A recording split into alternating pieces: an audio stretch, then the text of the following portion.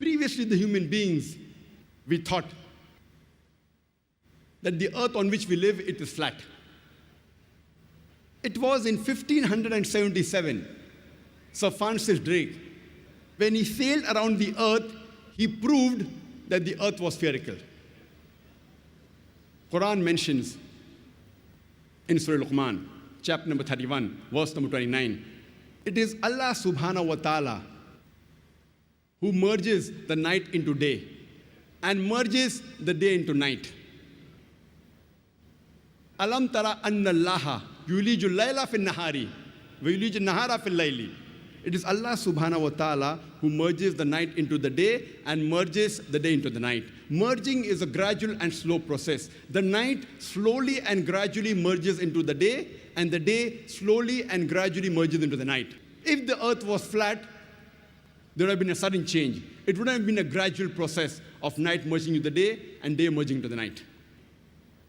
Allah gives a similar message in Surah Az-Zumar, chapter number 39, verse number 5. It is Allah subhanahu wa ta'ala who overlaps the night unto the day and overlaps the day unto the night. The Arabic word used here is kawara, which means to overlap or coil. So the Quran says it is Allah subhanahu wa ta'ala who overlaps or coils the night unto the day and overlaps or coils the day unto the night. Coiling, the word kawara is used, how you coil a turban onto your head. So this overlapping and coiling of the night unto the day and the day unto the night is only possible if the shape of the earth was spherical. If it was flat, it was not possible. And Allah further says in Surah Naziyat, chapter number 79, verse number 30, we have made the earth as an expanse, and we have made the earth egg-shaped. Wal arda ba'da zalika dahaha. Wal arda ba'da zalika dahaha means, and then we made the earth egg-shaped.